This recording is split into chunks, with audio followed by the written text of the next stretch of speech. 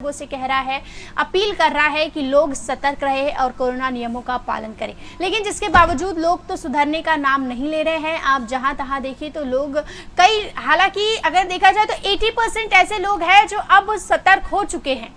80% ऐसे लोग हैं जो अब पूरी तरीके से कोरोना प्रोटोकॉल का पालन कर रहे हैं। लेकिन कई लोग ऐसे हैं, अभी 20% लोग अभी भी 20% लोग ऐसे हैं जो कोरोना को सीरियसली नहीं ले रहे हैं, ना ही मास्क का और ना ही सोशल डिस्टेंसिंग का पालन कर रहे हैं, जो चीज़ अब प्रशासन के लिए काफ़ी ज़्यादा चैलेंजिंग होने वाला है। तो इसी के बीच अब जो एक चौंकाने वाली खबर आई है वो ये आई है कि अब सभी को ये बात पता है कि महाराष्ट्र में ओमिक्रॉन के 10 मामले मौजूद हैं। ओमिक्रॉन के 10 मरीजों की महाराष्ट्र में पुष्टि हो चुकी है।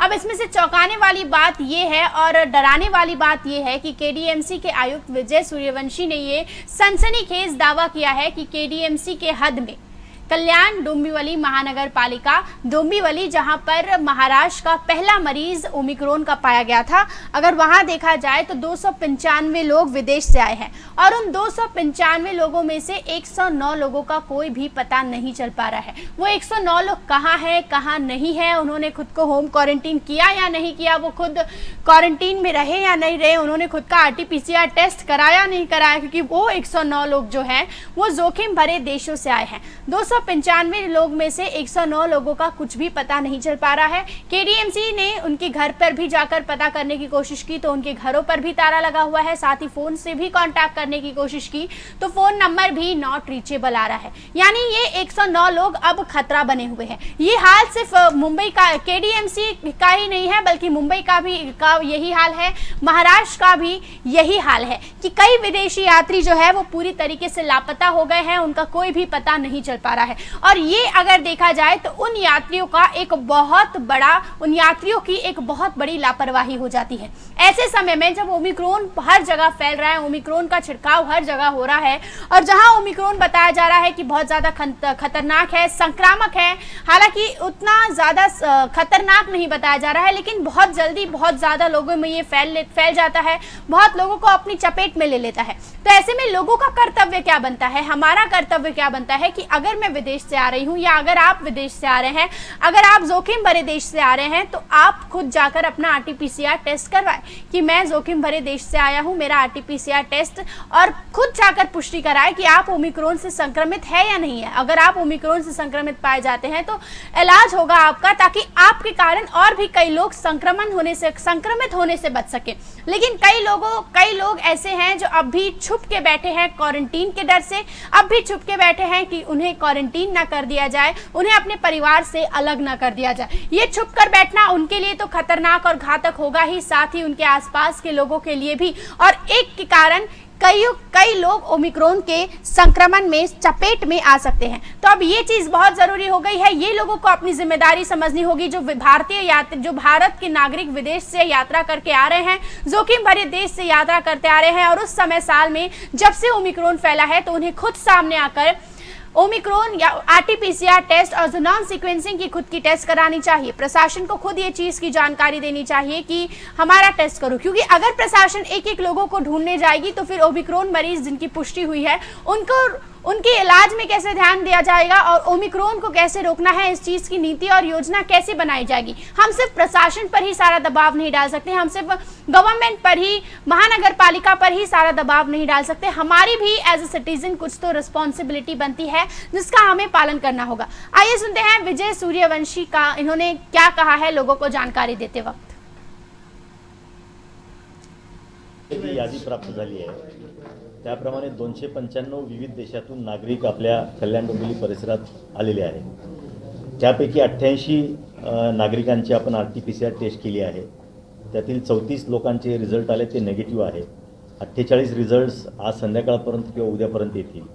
यातले 34 लोक हे महापालिकेच्या कार्यक्षेत्राबाहेरचे आहेत, ते जिथल्या ज्या कार्यक्षेत्रातले असतील त्यांना कळवण्यात आलेलं आहे। यामध्ये 109 यांच्याशी अजून संपर्क सुरू आहे। काहींचे फोन स्विच ऑफ असतात, काहींच्या घरी कुलूप आहे म्हणून या व्यक्तींशी संपर्क होऊ शकलेला नाही, परंतु यांच्याशी आमचे फील्ड मशिनरी कॉन्स्टंटली त्याच्यामध्ये संपर्कात आहे।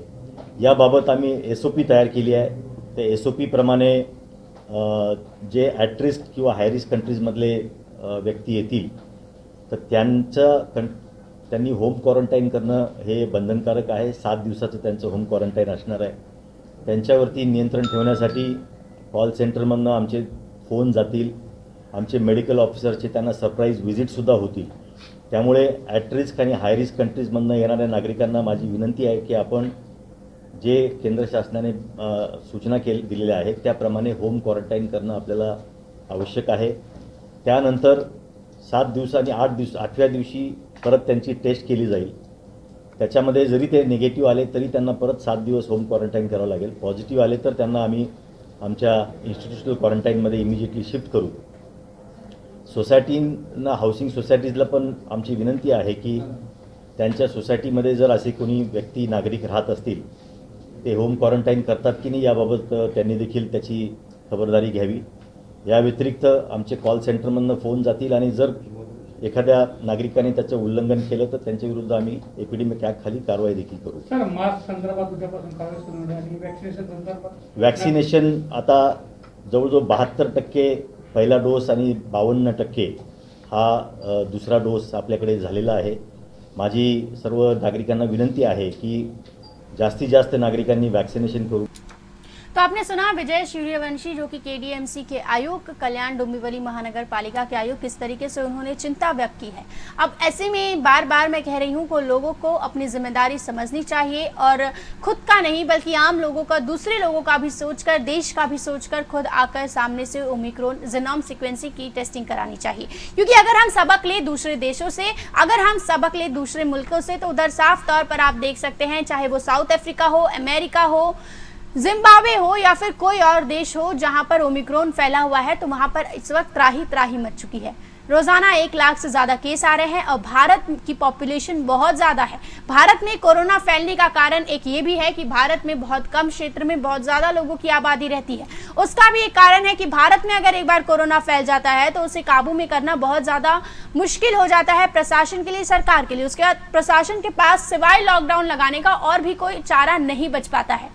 तो अगर आम लोग लॉकडाउन से बचना चाहते हैं, जाहिर सी बात है कोई नहीं चाहता कि पाबंदियां लगाई जाए, क्योंकि पाबंदी जब लगाई गई थी तो अर्थव्यवस्था किस तरीके से नीचे गई है, लोगों की आर्थिक जो स्थिति थी वो किस तरीके से नीचे गई थी. लोग खाने पीने के मोहताज हो गए थे, एक एक दाने के मोहताज हो गए थे.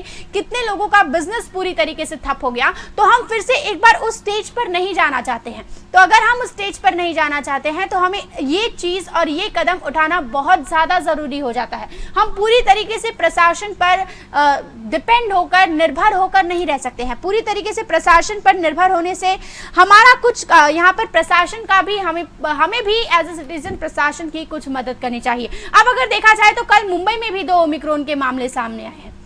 साउथ अफ्रीका से आए 2 लोग पॉजिटिव पाए गए हैं, एक 36 वर्षीय पुरुष और एक 37 वर्षीय महिला. दोनों ने ही वैक्सीन की दोनों डोज ली हुई थी. अब कई लोग हो जाते हैं कि वैक्सीन ले लिया तो हम निश्चिंत हो गए, हमें कोरोना नहीं होगा. लेकिन इन सारे एग्जाम्पल से हम साफ तौर पर सीख ले लेते हैं कि वैक्सीन लेने के बाद भी लोग कोरोना का शिकार बन रहे हैं. वैक्सीन लेने के बाद भी लोगों को ओमिक्रॉन वायरस हो रहा है. और ये साफ तौर पर एक्सपर्ट्स ने ये कहा है कि वैक्सीन लेने का मतलब ये नहीं है कि आप मास्क नहीं लगाएंगे और कोरोना प्रोटोकॉल का पालन नहीं करेंगे. वैक्सीन लगाने का मतलब ये है कि आपके अंदर एंटीबॉडीज डेवलप हो जाती है और आप कोरोना से फाइट कर सकते हैं. इसका मतलब ये नहीं कि आपको ओमिक्रॉन या फिर कोरोना की कोई दूसरी वेरिएंट अपने चपेट में लेगी ही नहीं. भारत में 2 दिन पहले तक एक भी मरीज नहीं थे, लेकिन अब जो कि मरीज आए हैं अभी भी स्थिति उतनी हाथ से बाहर नहीं गई है. अभी भी अगर सब लोग मिलकर कोशिश करें तो ओमिक्रॉन को देश में फैलने से, महाराष्ट्र और मुंबई में फैलने से साफ तौर पर रोका जा सकता है. अब धारावी में एक पेशेंट रडार पर है, शंका पर है कि कहीं उसे ओमिक्रॉन वेरिएंट तो नहीं, क्योंकि वो आया है जोखिम भरे देश से, कोरोना पॉजिटिव पाया गया है, जीनोम सीक्वेंसिंग के रिपोर्ट का इंतजार है. अब आप एक बार पीछे मुड़कर जरा देखिए कि धारावी में क्या हाल हुआ था पहली लहर के दौरान, धारावी में क्या हाल हुआ था दूसरी लहर के दौरान. और इस समय पर अगर धारावी में एक भी मरीज ओमिक्रॉन से संक्रमित पाया जाता है तो साफ तौर पर अंदाजा लगा सकते हैं वो भयावह स्थिति का. उस भयावह स्थिति की ओर एक बार फिर से कोई भी नहीं बढ़ना चाहता है. कल पालक मंत्री आदित्य ठाकरे ने साफ तौर पर कहा कि लोगों को समय समय पर खुद का RT-PCR टेस्ट कराना है. कॉर्पोरेट ऑफिसर्स को भी उन्होंने कहा कि RT-PCR टेस्ट कराना बहुत जरूरी है. और रही बात पाबंदियों को लेकर, तो हम 1 हफ्ते में इसका डिसीजन लेंगे.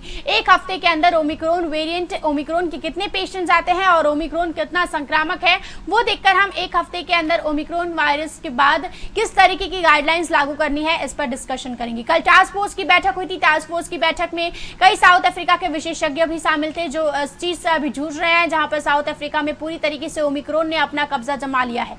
तो उन डॉक्टर्स ने, टास्क फोर्स के डॉक्टर्स ने उनसे भी सलाह मशवरा किया, साफ तौर पर बातचीत की गई, ओमिक्रॉन से कैसे लड़ा जाना है उस चीज की नीति बनाई गई। अब टास्क फोर्स में क्या बातचीत हुई है, पूरी बातचीत मुख्यमंत्री तक पहुंची। अब मुख्यमंत्री अपनी तरीके से काम करेंगे। मुख्यमंत्री ने अपना फर्ज निभाया, वो अस्पताल में थे, अस्पताल से भी उन्होंने कैबिनेट की बैठक बुलाई, टास्क फोर्स की बैठक बुलाई, अस्पताल से ही गाइडलाइंस जारी की, जो कि अब वो स्वस्थ होकर घर पर आ चुके हैं। हालांकि पूरी तरीके से स्वस्थ नहीं हुए हैं, डॉक्टर्स ने उन्हें अभी भी वर्क फ्रॉम होम की ही सलाह दी है, लेकिन हो सकता है कि एक हफ्ते के अंदर राज्य में एक बार फिर से नई पाबंदियां लगा दी जाए। तो अभी फिलहाल अगर देखा जाए तो लोगों को सतर्क होना बहुत ज्यादा जरूरी है। ये समय आ गया है कि लोग अब खुद का ख्याल रखें और खुद सतर्क हो जाए। साफ तौर पर मनसुख मांडविया जो कि केंद्र स्वास्थ्य मंत्री हैं, उन्होंने साफ तौर पर राजनेताओं से भी कह दिया है, अलग अलग पार्टियों से और सभी राज्य सरकार को भी कह दिया है कि इस वक्त जो ओमिक्रॉन से हमें लड़ना है, तो इस वक्त राजनीति का टाइम नहीं है। इस वक्त स्वास्थ्य के टाइम पर एटलीस्ट स्वास्थ्य के विषय पर,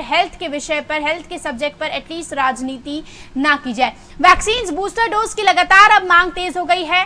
बूस्टर डोज हो सकता है कि जल्द से जल्द पहली शुरुआत, जैसे पिछले टाइम जब वैक्सीनेशन की शुरुआत हुई थी तब हेल्थ वर्कर्स से और फ्रंटलाइन वर्कर्स से बूस्टर डोज की शुरुआत हुई थी। तो इस बार भी जब वैक्सीन लगवाने की शुरुआत हुई थी, तो बूस्टर डोज की भी जब शुरुआत होगी तो बूस्टर डोज की शुरुआत भी सबसे पहले स्वास्थ्य विभाग के लोगों से हुई होगी और फ्रंटलाइन वर्कर्स से ही होगी, हेल्थ वर्कर्स से ही होगी, उनसे ही बूस्टर डोज लगवाने की शुरुआत होगी। और लगातार महाराष्ट्र सरकार दबाव बना रही है केंद्र सरकार पर कि केंद्र सरकार बूस्टर डोज को अनुमति दे दे। तो वही कहे तो कोविशील्ड पूरी तरीके से बूस्टर डोज देने के लिए तैयार है, लेकिन वही बात हो जाती है कि एक बार अगर बूस्टर डोज देने की शुरुआत हो गई तो फिर से एक बार वही चीज हमें देखने को मिलेगी जो वैक्सीन की शुरुआत में मिली थी कि वैक्सीन की किल्लत काफी ज्यादा देखी जा रही थी। इसलिए सरकारें चाह रही है कि एक बार बूस्टर डोज का स्टॉक सरकार के पास आ जाए, प्रशासन के पास आ जाए, उसके बाद बूस्टर डोज लगवाने की तैयारी जो है वो शुरू कर दी जाए।